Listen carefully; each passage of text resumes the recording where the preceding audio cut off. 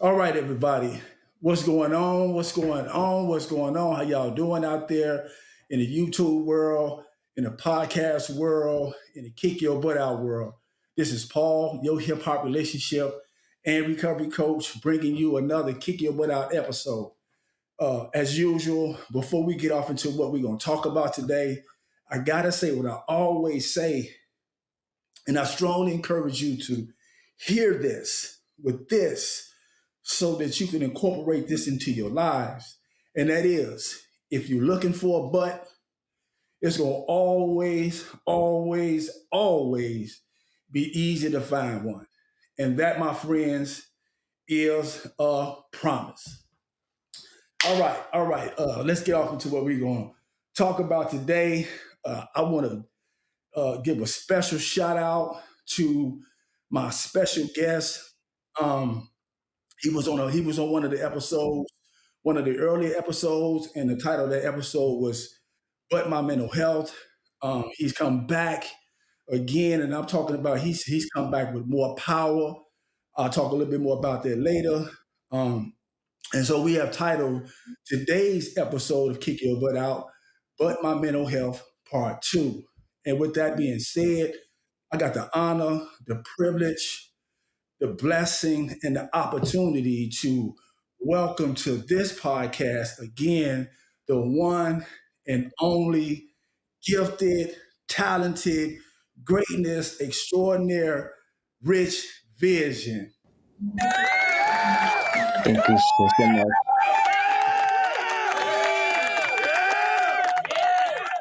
What's going on, bro? How you doing today? Good yourself. Thank you so much for having me. Yes, absolutely, man. Listen, this kick your butt out won't be kick your butt out without having you on here. More often, right?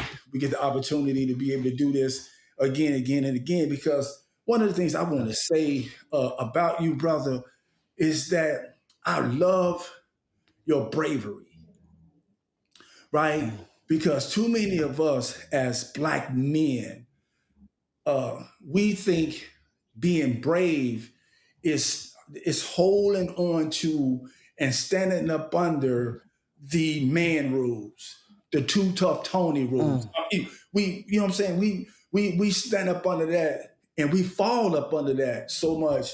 And it's people like Mm. yourself, man, that says, I'm getting off this roller coaster because this roller coaster has not been helping me. It has not been doing anything, but actually destroying my life as a man, as a black man. And I want to do something different. I want to kill the norm. So I appreciate you and everything you do and everything that you're doing. With that being said, just tell the audience about Rich Vision. Who is he? What is his purpose? What is the meaning of Rich Vision? I love the word. I love the title, man. Go ahead. Yeah, thank you. No, that means a lot to me, and I'm just thinking of what you said, and then I'm getting like teary eyed because I it's been such a tumultuous journey from entering this music industry and navigating mental health and figuring out how to be an artist that has purpose. And for a while I wrestled with finding my purpose and figuring out what my purpose was. I am a recording artist, and my mission is to bridge the gap between music and mental health because I once was suicidal many times over, and I vowed to use my platform to be able to be a catalyst for change and to end the stigma of mental abuse, and to change the narrative of from being, victimized by self doubt and by um, suicide and by mental abuse to becoming victorious. And that's also the reason why I named my book From Victim to Victor, Transforming Trauma into Triumph, because it was a catalyst for my healing journey, for sure, to be able to get out of those that mental prison, if you will, to be able to be courageous to talk about Do a lot of this to my me. demons so that other people can see that they're not alone in their struggles and that they can get the help that they deserve, because I know I wasn't the only one dealing with it. Absolutely, absolutely. Reading your book, and I want to, I want to make sure that I shout out this book because this book it has so much power in this book, and Thank you. it can relate to anybody. If you pick this book up and read it, I guarantee you can find some of your story in this book. And the name of this book, I want you all in the audience to hear this, and please go out and get it. It's called From Victim to Victor: Transforming Trauma into Triumph by Richard C. Ram. This guy, this book, it is so powerful. Thank you so much. You you gave a gift to the world, bro, when you wrote this book and put it out there. The bravery, the tenacity, you know what I mean, the resiliency, the relentlessness that you did to make sure you got this book out. You gave a gift to the world. You must know that. And the world, I promise you, y'all, whoever is listening to this podcast, you'll be robbing and cheating yourself if you don't go and get this book. And we're gonna talk about some of the things in this book because I want you to elaborate on some of the things that is in this book because there's so much power in it. So let's, without further ado, let me get into a couple of the things that stuck out to me and I highlighted, and I want to talk about today. So again, I told you all how powerful this book is, right? And it's powerful from cover to cover. Let me say it to you like that. Thank you. I opened up this book and I read the dedication. And I want to read the dedication to you all, and I'm going to ask you, Rich, to just elaborate a little bit on it. And so, again, from cover to cover, is power in this book. Now, let me read this. It says, to all those who have bravely navigated the labyrinth of the mind, finding strength in vulnerability, hope in despair, and healing in resilience. May this book serve as a beacon of light, illuminating paths to understanding, offering solace in uncertainty, and fostering compassion in the journey toward mental wellness.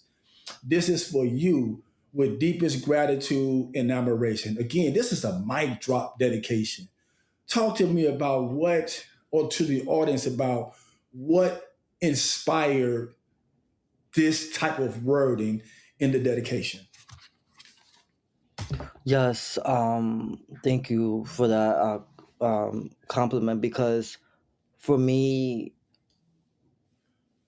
just being in a dark space for so long, I just wanted to empower other people that although there's a dark moment in life where um, people may go through their darkest times, I've always noticed that there was always a light at the end of the tunnel. There was always someone to hold space for me that helped me along my path to remind me of my self-worth and reminded me why I'm here and reminded me that my purpose in life is to serve other people with my music. And I started to think about all those times where I wanted to commit suicide and someone always stopped me. And it was my vow also to be the one who says, okay, let's change the narrative, because I went from being someone who didn't really know how to navigate his own mental health because I was scared to share my vulnerabilities. And you talked about it at the top of the episode where that especially men of color, that's a stigma of being vulnerable because as black men we face a lot of trauma from how we were raised and how we were taught to not say anything about our mental health because it'll be something to be talked about. You know what I mean? As far as like um it would be something that people would be bullied about because it was considered feminine. Yep. So for me, being able to change that narrative for people to understand that they can speak about their traumas, the dark times, in order for them to be able to get to a place where they're healed, they're whole, and that they'll be able to find, solace in communities because I noticed when I put myself out there during my darkest times that I was embraced Hmm. by communities that were able to speak life into me when I was speaking death upon myself. So this dedication is so important because it sets up the rest of the material in this book, because the material is really deep. But although this is a deep, story about my life and what I've been through, I always have a positive message in the book, in my music, because I haven't always been depressed, and that's the thing. It wasn't my life sentence. It was something that was a stepping stone for me to get to where I am now, to be able to share that dark story, so other people could say, "Wait a minute, if he can do it, I sure as hell can do it also." That's right. That's right. That's right. I love it, man. I love it. I love it. Here's what here's you said in the beginning. You said uh, light at at the end of the tunnel. That's one of many powerful statements that we use, right? Like that there is light at the end of the tunnel. Here's what I want to be able, because this is about adding value, right, to one another as men, women, no matter what race, religion, creed, or color that you are. We want to add value to anyone who would allow us to add value to them. And so I want to say this to all of us. Here's what someone told me, and this is one thing that I pass on to lots of people who I deal with, who I'm talking to, who I'm working with, whether family, friends, professional, whatever. So somebody has said to me, because I was talking about looking for the light at the end of the tunnel, and the person said to me, it was so powerful, Rich. He said, "You were a light in the tunnel." Mm. Yes, Wow. that was so powerful. That Wow. was so powerful. Cause see, the thing about it is, a light, is a light. A light gonna always be a light, no matter where it's at. It's not gonna stop being a light. And That's so right. sometimes, even in our darkness, or even in our darkest moments, or even in those times where we felt like everything was dark, looking within, we realize that we are a light in the tunnel, right? And that's one of the ways that we find our way out. So I want you to understand that, bro. Like, you were always a light in the tunnel. Mm. So Thank you. yes. So with that being said, I want to mention a couple of the titles. A bunch of powerful Mm. titles. Oh my God! Oh my God! Oh Mm. my God! Bunch of powerful titles in this book. I'm going to mention a couple of titles, and then I'll go to a couple of the particular ones and just read a little clip from it, and then just have you talk about what that means and what that looks like. Some of these, let me let you all know, these titles are powerful. Listen to this. Why me? I was broken. Escape. Suffer in silence. Isolation was my best friend. What's my value again? That's powerful. Who noticed? These are powerful titles among many in this book that you can go to and be able to read. And again, you can find yourself possibly in one or more of these poems, these songs, of these raps. You'll be able to find yourself somewhere in here. And thank you so much for your bravery. Um, I want to talk a little. I'm going to go to page 2 and read a couple of lines that you had mentioned. And one of the reasons why I highlighted this, Rich, is because one of my episodes of Kick Your Butt Out, I titled, "But You Leave Them There." And what I meant by that is Mm. that we have a lot of these statements that we use, and we just leave it there, when I understand in Mm. life that there's two sides to everything. We always give the one side, and we wonder why so many people are Mm. messed up. Uh, I believe there's an up, down, on, off, in, out, right, left, front, back. You know what I mean? It's two sides to everything. But we live in a world, and we live in a society that teaches us the one side. And here's something specific that I want to say. I talked mm, about the statement that they use. They said it's okay to not be okay, mm, and they just leave people there. That's true, right? It is okay to not be okay. You got to allow yourself to be human. But one of the reasons why so many people stay messed up is because that's where we leave people at. It's okay to not be okay. Yes, true, but it's not okay yeah, to stay not okay. It's not okay. right. Not okay. We got to get okay. And these couple of sentences that I'm going to talk about in this on page 2 kind of spoke to that. And here, and it reads as this: This book is not merely a chronicle of personal struggles. We can talk about the struggles, right? He says it's not a Mm, chronicle of personal struggles. It is a testament to the resilience of the human spirit and the power of self discovery in reclaiming one's sense of worth. You see how these couple of mm, sentences you talked about, it's okay, yeah, it's okay to not be okay, but it's not okay to stay not okay because you talked about the resilience, right? You're talking about self discovery and reclaiming one's sense of self worth. What helped you to get to a place where you're not taking the one side or the victim stance anymore? Go ahead. mm. Yeah, that's powerful. For me, my turning point was basically last last year, where one, I was going through mental abuse with a mentor of mine who was helping me along with my career for about 4 years. And the mental abuse was something that I faced during that time, during the pandemic. And I told myself it's either I, stay in this professional relationship with this person who is, um, mentally abusing me, or be able to get out of that personal relationship with my livelihood, which is because it was a life or death situation for me. So like I only had those two choices, because I also was contemplating swallowing lead during the time that I was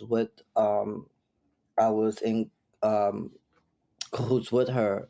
So like for me, it was more of the fact that like I wanted to be here for my family was really the turning point in my life, where I'm like, if I don't get out of these spaces where where I feel like I'm victimized by mental abuse, or the things from my past that were creeping up during the pandemic. Also, even late last year, like I had an incident where bad mental health scare, where I was just in my room, just thinking about like, my life's purpose, and feeling like I wasn't getting anything accomplished. Like I was just thinking about all those bad negative comments that I used to get from my music right early on in my career, and that was just like overwhelming for me to have to go back and replay all these different things that I have yet to deal with and come to grips with. And sat up on my bed, looking at the ceiling, I rushed out of my bed, and I don't know, I just blacked out. And it was so sad because, I grabbed whatever I saw and I didn't even know it was an ammonia bottle. And then I went to the kitchen, and while I was about to pour it in my mouth, my sister comes in and grabs it and from me, and she chases me, and it's just crazy how I was letting all those demons in my head get the best of me. And I realized now, like I was like, that was like one of the other turning points where I said, this is not this is not going to be the end of me. Like, I have so much purpose.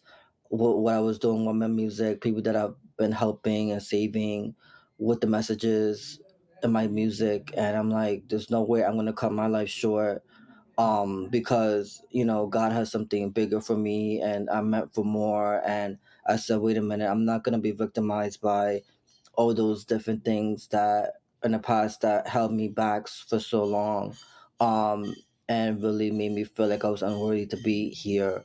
And then I started to get into therapy, um and I started to get into community, where I was able to speak about my struggles with my mental health, and just be open and transparent. Because up to that point, I was living through a mask. I had the smile, right? Everything was looking good, as far as my appearance and my face. But deep down, I was honestly dying inside. I didn't know who I was. I didn't know. I didn't have confidence in myself, and I hugged my head down like if I wasn't nothing, like I wasn't gonna amount to nothing. And I allowed other people's narratives to dictate my own Mhm. life. And Yep. I lived through other people's narratives for so long, to the point where I don't want to be victimized by anybody else's narratives. I'm like, no, like I have the pen, and that's what really helped me pen the story, because I'm like, there's no way that I'm gonna give power to anyone to dictate, my self worth and what I'm here to contribute in this world, without a fight. And that's the reason why I started to get into a lot of my own self work Mhm. by affirmations, motivational videos, to be able to say, wait a minute, there's something in that struggle, but I'm not staying that way, because I know that there's other people who's living through my words. Mhm. And that was really the stone, that was really the turning point where I said, hey, wait a minute, there's substance and this, and there is healing, and there is a blueprint so other people can in a sense follow, that could help them on their journeys of self-discovery. Mhm. I love it. I love it. Because what you just said in a nutshell is that even in the midst of what you were going through, you understood and saw that there was another side too. You know what I'm saying? There was Yeah. another side, and I wanted to see what the other side was like. And you talked about it here Mm, about the self discovery and the sense of self worth, right?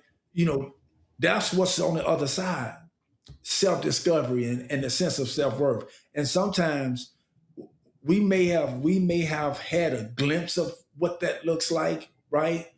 And we get the opportunity to see more of it once we step out of the tunnel or whatever or the circles or the groups or the situations that we were in. Once we step out, we get the opportunity to see that there is a brighter and a better other side. One of the things that I yes. hate Mm, that African American, Black American men and women use quite often is "That's all I know." I hate that statement. I yeah. passionately hate that Mm, statement. That's all I know, because what they're saying is that you don't want to know nothing else. That's what that's basically right. saying. And again, I appreciate the bravery that it took for you to not only write this book, not only get from up under that mentor, but to say, I'm stepping out because I don't want to Yeah. die like this. You know what I'm saying? I appreciate that. Mm, And thank you so much for that. yes, thank Um, you. I'm going to go because you talked about something that alluded to one of your titles, and the title is "Suffering in Mm, Silence." I'm going to go to that in a yeah. minute because I definitely want to have some conversation about suffering in silence, because that's what many of us do. But before we go there, I'm going to start at the first one. Why me? Right? And here's a little one of the bars that you wrote, right? You kind of alluded to it already about what your mentor, who the person who was supposed to be mentoring you, had done to you. And I'm just going to kind of read it, and so it'll bring more light to what you have already talked about. It says, "You stripped my manhood, unclothed, one with nature. Was I misunderstood? Gaslighting, the only food you catered." Love that. Gaslighting, Mhm. the only Thank you. food you Yeah. catered. This is, and so the reason why I highlighted that is because you talked about the food that people cater, and Mm, you talked about the mental illness is a result of us eating the food. mm, Yes. And many of us eat the food because the people who gaslight us or put us down are the ones who supposed to be filling us, right? And helping Right. us to Yes. grow. But you cater it. Yeah. You feed me a food. That's one of the reasons why we eat it, because it's like you supposed to be the one that I'm looking up to. You supposed to be the one that's Yes. helping to develop me. You supposed to be the one that's helping to bring out my greatness and my extraordinary potential. You're supposed to be that one. And so I value and trust your words and your position. But under the same token, I'm understanding now that the food that you feed me is making me. You're trying to make me feel like I'm tripping. Talk about that. Yes. Yes. No, that's good because like for me, that's always been my struggle is giving power to what people say and Mhm. not having my own sense of self in my own and what I am here to contribute with. And I was just easily, persuaded and gullible by a lot of the things, especially what my mentor was saying about me making it feel like I was wrong for reaching out to her so early in the morning when it was business hours, and I was told like I was unprofessional, and that really hurt in a sense my sense of self, because when it comes to mental health, I feel like there's no time that someone can place in order to get the help that they deserve, or when there's someone that is struggling, when they have crying for help. I don't think that's a person could say no, there's a time limit on that, you need to do it at XYZ time, that's more appropriate. I feel like Yeah. when someone's struggling, they need to be in a sense helped right away. It can't just be wait until next time, or another next 2 days, because who knows what could happen when someone is in that dire need of help, where 2 days from now they wouldn't even be here Hmm.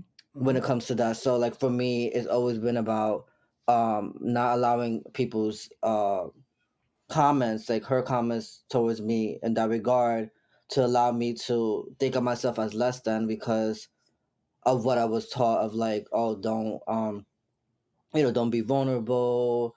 People gonna think I'm gonna be that I'm sensitive and things like that, that allowed to take space and precedence in my mind.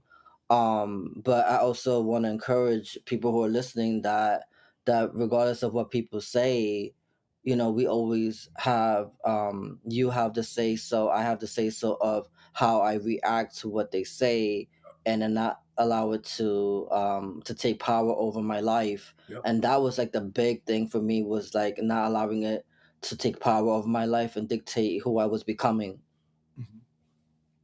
Well, I appreciate you saying that, and I want to add to it from a perspective of this. Yeah. Listen, people, people out there who are listening to this podcast, if you are taking on the title of a Mm. mentor, a coach, or something to that nature, you have to understand that you're working with people that can need you at any given time. And if you're deciding to put a time limit on it, don't coach.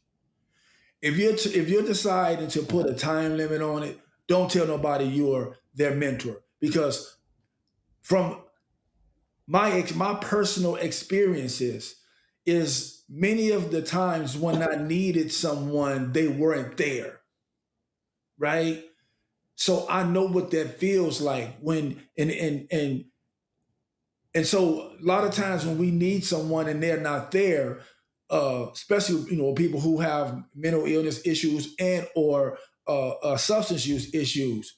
If you're not there, the dope is. If you're not there, the alcohol is. If you're not there, the suicide is. If you know what I mean. If you're not Mm. there, if when I need Yeah. you're not there, the negative is Mm. always readily available.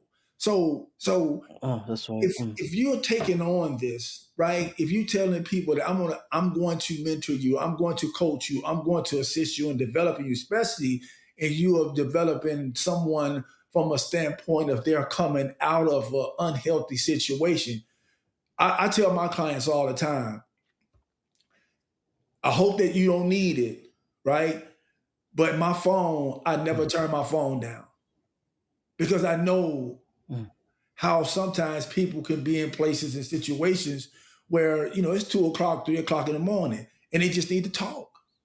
They need to cry, mm, or whatever the case may be. So, and the reason why I talked about this is because you said that the lady was, the person who was supposed to be your mentor was trying to put a time limit on it, and more often than not, we need your assistance more in the wee hours than mm. what I'm saying. Right.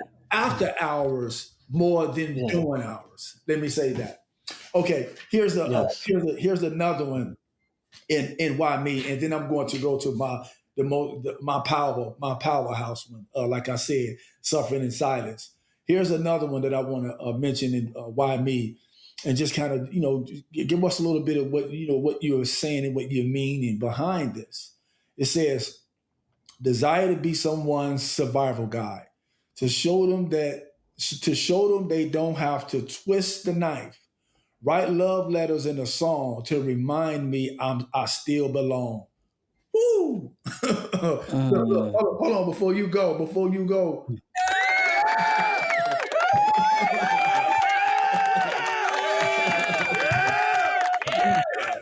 Go ahead, bro. Yes. Um. So this one was a time where um it is a line or bar about suicide and in regards to suicide ideation, because that was the point in my life where I was engulfed in that.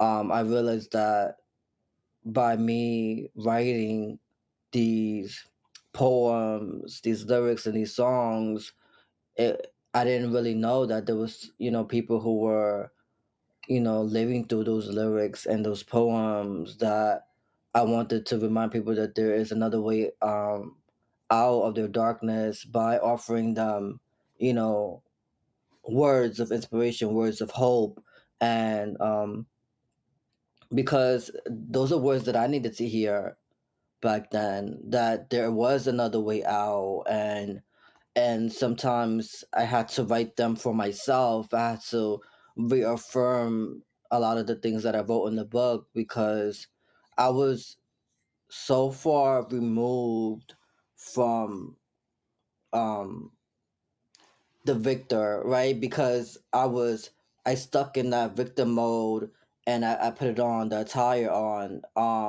and I sat up, and I almost embraced it to the point where it was sickening. Like, I would hear videos about it for so long, and I'm like, am I really a victim? Like, it was really like where I questioned, like, if I was, gonna be this victim for such a long time in my life where there was no escape. And that was a point in my life where I was like, wait a minute, that's not the narrative that God called me for. Right, And he called me to be able to be a catalyst for change, which is the reason why I started to write this book. Because and that sentiment was the fact that, wait a minute, I know suicide is not the answer. I know that there's hope, and if there's something that I can say that helps other people get to the other side, then I will be that person to write that in a book, in a song, in a poem, to be like, wait a minute, you're here for a reason, and you don't have to short your life for any, like, short your purpose in your life, because you're meant to do amazing things. that's right. That's right. That's right. Absolutely. Absolutely. I love this conversation because, again, we talked about how you have been a voice for other people to be able to get help as well. And I'm Mm, me doing the same thing. However, one of the things that I'm going to read in Suffering from Silence, I lived this too. I'll talk about it once I read this little clip that you wrote in Suffering in Silence. First, I want to say this about suffering in silence. I really appreciate this title because I see so many people in church. Because I'm active, very active in my church. Um, Obviously, I work in the substance abuse field, uh, so I see people from different walks of life, different faiths, different beliefs, different values, different morals, and things of that nature. I see many people that don't have to, but they suffer in silence. This is one of the reasons why I have the podcast, Kick Your Mm, Butt Out. You don't have to, but we end up suffering in silence. I've been one of them myself. Listen, just like Biggie say, I'm not only a client, I'm the butt president, I'm the player president. I've been that dude that was suffering. I was mm, comfortable with mm, suffering in silence. And here's one of the things that Jay mm, Z said in one of his songs. He mm, said, "You can't heal what you mm, won't reveal." Right. And so in this suffering mm, in silence, yes, that's what he said. You can't heal what you mm. won't reveal. And in this suffering and silence, here's what you said: no phone in my peripheral, no hope in an empowering video. I was disheartened by how I couldn't even ask for help. I'm the first one to tell people to ask for help. Talk about that. That was me. Yeah, yeah. See, that's the thing is, it's so it is a man thing. It's an ego thing where, as a man, um, for some reason, I think that I always have to be the strong person on the exterior so that people don't see me as weak or sensitive because as a man, let's be honest, society tells us, especially men, what they can't be. And Hmm. for a long time, a lot of people end up suffering in silence, especially myself, because I'm thinking, are people gonna judge me? And Hmm. I was more fixated on people judging me That's and we. my dark That's we. story and what I've been through. Yeah. Yes, then um than me attempting to save my own life, you know what I mean, if you will, only because if I would have been in a state back then where I was always fixated on what people said or XYZ, I wouldn't even be here talking on the podcast Hmm. because I wouldn't have not got the help because I would have been so fixated on that. Oh, this person gonna judge me. Okay, then I might as well not get the help I feel like I need. And so many people stop Yeah. on the point of their lives where they feel like because they're getting help, they feel like other people are gonna make comments about it. And it's like Marx is like, no, get the help that you need because there's someone who needs you That's right. that you don't even know. That's right. And and that's the thing. It's like when people, especially me, when I was suffering silence, the reason why I hid it from my family is because I was so put together in a sense where I was productive, I was getting things done, I was making moves in my music career, getting a couple accolades under my belt. So I want the people to see me as someone who was always doing good. Mhm. I didn't want them to see the side of me that wasn't doing good because I want the people to see only the good stuff, Yeah. only the good side of me, right? Yeah. Because the dark stuff I didn't want to deal with myself, so I always hid it under the rug, and that's where I feel like a lot of people, especially me, went wrong with sweeping things under the rug because things that get swept under the rug always stay there Hmm. if they're not Hmm. if there's not they're not resolved. Hmm. Like I had unresolved anger, I had unresolved depression. Um, a lot of it is because of the whole ideation of idolizing or just internalizing rather what a lot of people said, and I gave so much of my power away. Like I wanna stay there because I gave so much power away in my life to other people where I lost myself for so many years where I could have been I would have fast tracked my, my healing if I would have not give a what about what other people said and thought and things like that. I would have got the help sooner. Yeah, And for me it's like that's where I would that's why this is so important to speak about because I noticed that later on where I'm like, damn, like it took suicide to me to be like, damn, I need to get therapy. I need to reach out to a mental health support group and really confide in other people who are also struggling. Like I took so much of my dark times to realize that, wait a minute, hold on.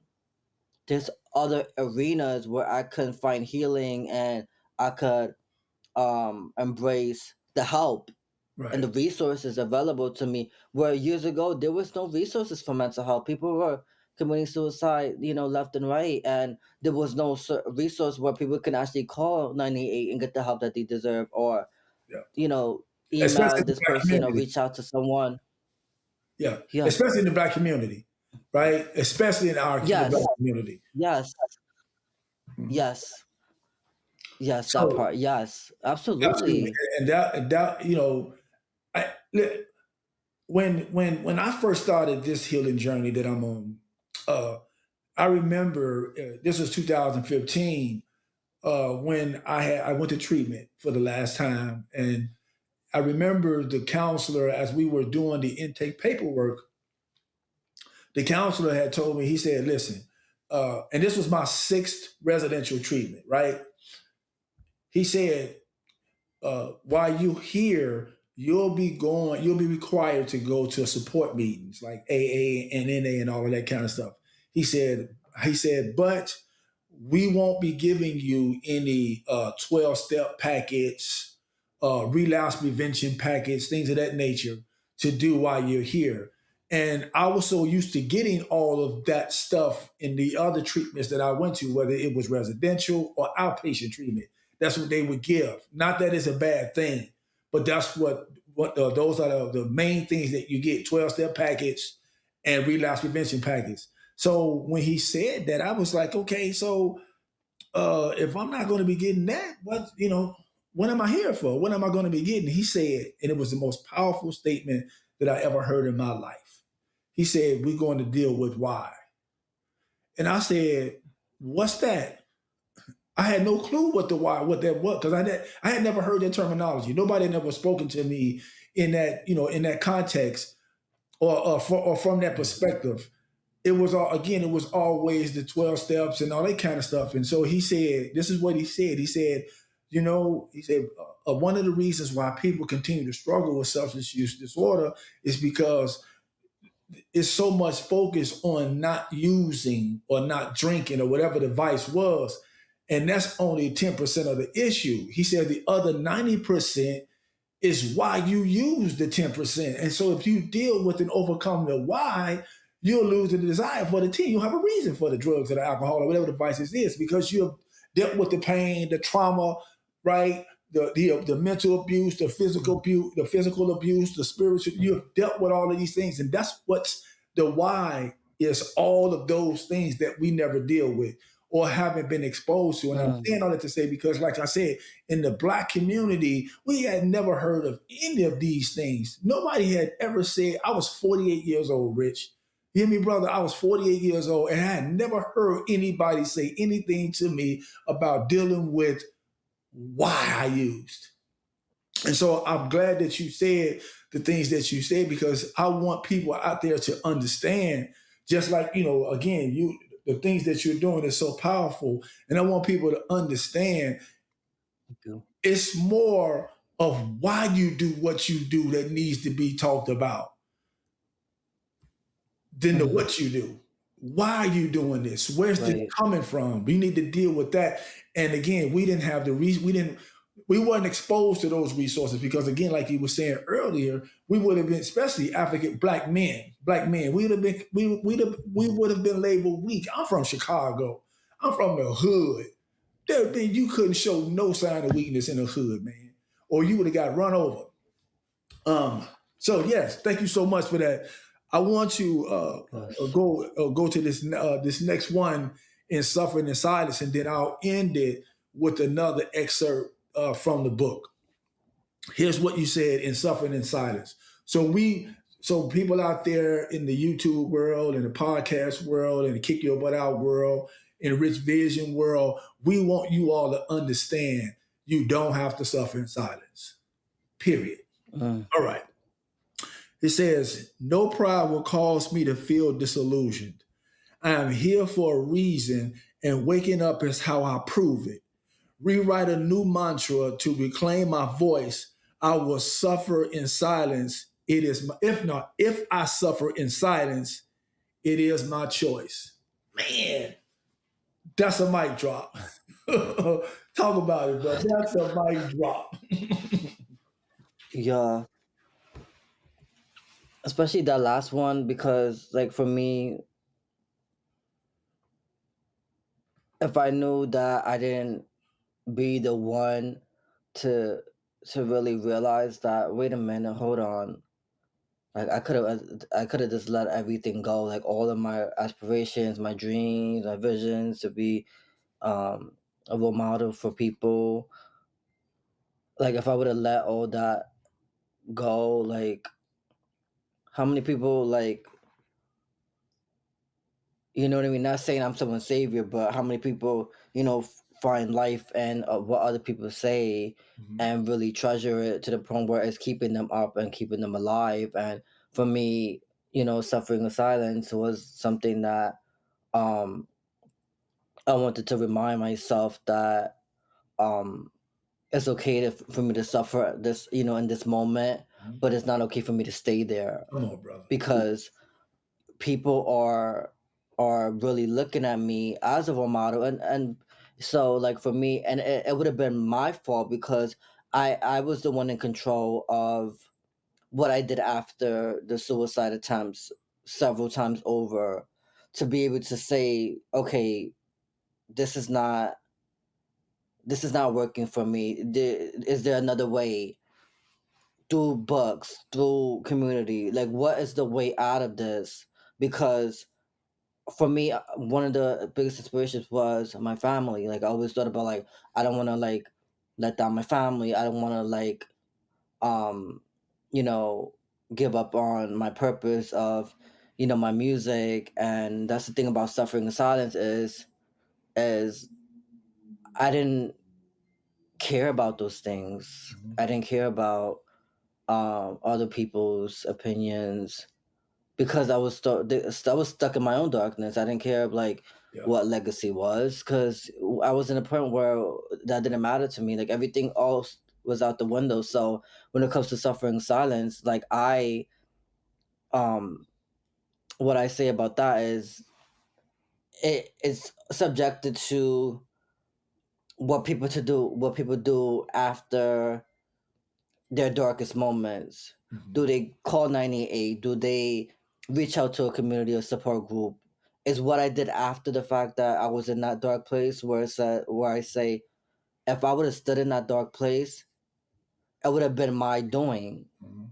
And everyone has the right to dictate what they do after their darkest moments. Is do they let the dark time define them, the darkest moments define them, or they allow it to be a stepping stone to what they can become? Come on. So I picked the latter. I'm like, no, like this is the stepping stone for me to get better, get the healing, get the therapy, talk about it, and do all the self work I needed, do the affirmations, meditation, and things like that, so that I could empower myself to be, again, like I say, before, the catalyst for change and the catalyst for healing. Mhm. Because healing is such a big thing for me, where that healing journey, it took so long, but I know it was so worth it because it allowed me to realize that there's power in and what I went through, and then this is a blueprint for other people to navigate those same mental health struggles. Yes. My man. Listen, what he said, what I said, what we said in the nutshell is you have a choice. You have a Yes, choice. You have yes, a choice, people. Don't don't ever allow your mm, I, I always say it like this. The reason why I know you have a choice is because you are alive. You are yes, still mm, here on this earth. So you have the only way that you are not going to have a choice is if you're no longer here. So if you're here on this earth, you have a choice. Choose life. It's a scripture in my favorite book, which I choose to call the Bible, my favorite book, that where God says, here I set before you today life and death. And he says, watch this. He said, I set before you today life and death. And he got it in both hands, right? He said, mm, choose life. So he even put it out there. You see what I'm saying? He got both of them, but mm, he cheating and saying, here, choose life though. Choose life. And that's what we have. As long as we're alive, we got the opportunity to choose life, man. So thank you so much for that. yes, And I'm gonna go to the this last one absolutely. that I want to have you talk about. But before I say that, I want the world to hear because we talked about you mentioned about putting stuff under the rug, right? And many of us put stuff under the rug for many years of our lives. But one of the things that we don't pay attention to or focus on is that all of that stuff under the rug actually allows that rug to become this big old lump in the middle of Mm, the room, and we walk yeah, around wow. this. We walk around like it's not even Mm-hmm, there, and it's a big old lump in yeah. the middle of our lives, interrupting our lives, shortening our lifespans, taking away from our greatest, choking the life out. It's doing all of these things, and we walk around it like it's not even there, and it is. Mm, So let's work towards getting that rug to be what it is, something that we supposed to walk on and not walk around. All right. So last, mm, brother Rich, yes. I have to this is fitting to end this particular episode. It says, I love it. It says here, and I'm going back to why me, right? And this is the last bar in Why Me. It says, mental abuse happened for me, not to me, empowering others to not live like casualties. I'm through Mm, playing victim in my movie. God carved the victor. God carved a victor, so sue me. Go ahead, brother. mm. God carved the victor, so sue me. Talk about the victor. Yes. No, this is powerful stuff. Like what Paul said, this is so powerful. Yes. Not because I wrote the book, you know, it, it's powerful because, like Paul said, there's so much power in choice, so much power in making that decision. And when I even remember the time when this mental abuse was so fresh to me, because I never, I mean, years ago it was I called it cyberbullying, or labeled it cyberbullying. I didn't know what mental abuse was until the dynamic that I had with my mentor. But I also realized, at that moment, like, I'm like, oh my goodness, this is one of those things that I'm like, I had to, like, get it out of my system, because I literally was like, um fumbling over words, figuring out what I was going through and finding words for it. And I just, had like a voice memo on, and I'm like, and then I started saying mental abuse, mental abuse. I will not tolerate your mental abuse. And I was just thinking, wow, like, I had to say it at that moment, because I didn't know what it was. I was figuring it out. So, like, for me, all that to say, I am willing to go through those dark moments for someone else to be alive today. Like I'm willing to go to the darkest of darkness, the darker days, the darkest nights, so someone else could, live through my experience and really get the healing and trust that their circumstances is not a forever a life sentence, That's right. that they get to be released right from those mental prison, the mental prison in their minds, and that they can get the help. That's so important because people think help is such a weak thing, like Well, that's it's why I far say in away. the book about You know what I'm how saying? yeah, Yeah, I said because you say that they think it's a weak yeah, thing, or they think that it's far away, yeah, or like it's untouchable or yes, unattainable. Go ahead. Yeah. Go yes, ahead, bro. yes, that yeah, to your point, far away, and people don't necessarily want to be the one reaching out first because for so long the label of you the B word, XYZ was something that people were gravitating towards, and it's not the way, it's not the choice that I feel like it's productive along when it comes to self discovery and knowing that there is so much, there's another way to be able to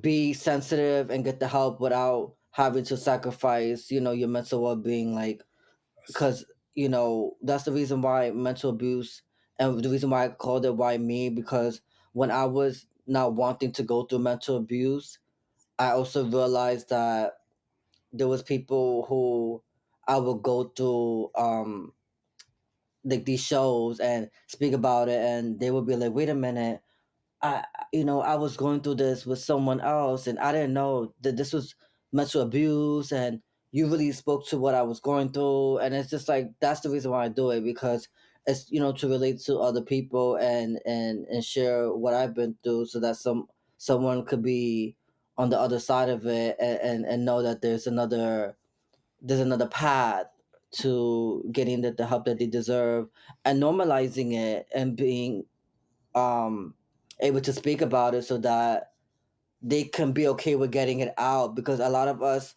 we stay so stuck in especially me, it's still so stuck in the mental abuse, the um suicide ideation, where it was like a prison.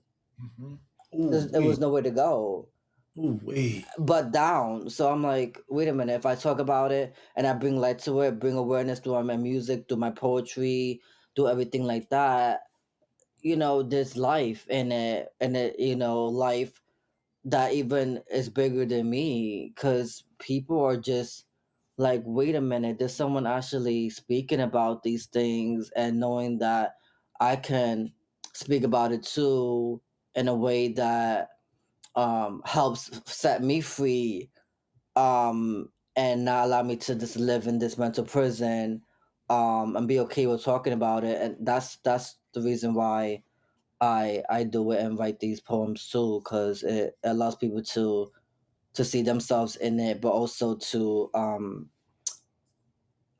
get on the other side of it and know that Yeah. it's okay to voice their opinions and not keep it stuck with them. Because when you leave something stuck with you, it it will always be stuck in you. Like you'll let that trauma live in you. Yeah. It will project in every single thing you do Yes. if you Yes. don't resolve it right away. So Yes, sir. I encourage people to get the healing, the therapy, because it saves lives. It does save Yes. lives, and it helps other people know that there is a way Yes. out of darkness. Well, people out there looking at this podcast, you're looking at two lives that has been saved. So we got proof. We have proof, living proof that it does save lives. You're looking at two lives that has been saved. So Mm. listen, brother Rich, it's been an honor and a pleasure, man. I think we can talk about this for hours and hours and hours because Yes. there's a whole lot to unpack when you talk about the Yeah. mental illness and watch this, the mental wellness. When you talk about the victim and Uh, you talk about the victory, it's so much to be able to unpack from both perspectives. Obviously, what we want to talk about is the victor perspective, is the yeah. healing perspective. We want to talk about that more Mm. than anything because it's easy to talk about the sickness. It's easy to talk Yeah. about the darkness. You hear that every day. Turn your TV on, listen to your radio. That's all they talk about is darkness. We want to talk about light. We want to talk about life. And so, with that being said, Brother Rich, tell the audience how they can go about getting your book. Yes. Thank you so much. This has been an honor and a privilege. People can order my book on my website. So it's www.vysion.com. Is Rich VY like yellow SION.com to get the copy of my book, which comes with a book mark and also a custom book a postcard as well. And it's also available on Amazon as well under From Victim to Victor, Transforming Trauma into Triumph under the name Richard C. Ram. So it's RICHARD SEERAM as a Mary C. Ram. Mhm. Thank you so much. Thank you, man. Listen, brother, it is so much of a privilege, man, to be able to have you on here again and to see that you're continuing to move the needle. Watch this, personally as well as Mm, professionally. You doing your thing, thank brother. you. And it's brothers like you, it's men like you who we need the world to continue to see. Because again, we in a time and in a place where people are crying out for help. Excuse me. But here's the but, right? Here's the but. They don't know how to ask for it.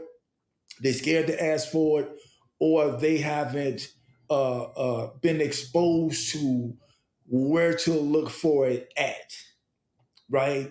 And Yeah. so, thank you so much, Brother Rich, for coming on here again and telling the people about the victory behind this thing and how this thing, the victory does work. Again, I want y'all, I'm going to say this again, you all. Y'all looking at two people who are living in victory over all of the madness. So you can't, and I did it for 30 years. So you can't tell me that you cannot heal from Mm, this madness. Yes, you can. And I want to tell to yes. everybody out there listening, please get this guy's book. The book is powerful. It has an anointing on the book. It can help change your life for the better. It can change the quality of your life for the better. So thank you again, Rich Vision. Look him up on Thank you. YouTube. Look him up. His music up on all of the music platforms. He's there. And again, I would love to have you on here again. So look forward Yes. to coming back again, man, and us Yes. doing this again because, like I said, this is powerful, and I know that Yeah. it's needed. Man, I love you, brother. YouTube Thank you. audience, kick your butt out audience. I love you all so much, and we love you. I'm gonna say that we love you, and there's absolutely nothing you can do about it. Before we go, I want to say what I always say: if you're looking for a butt, it's gonna always be easy to find one, and that, my friends, is a promise. With that being said, be well, do the next right thing.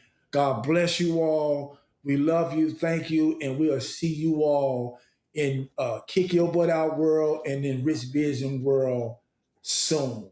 Get the book. Get the book. Get the book. Get the book. Thank y'all so much.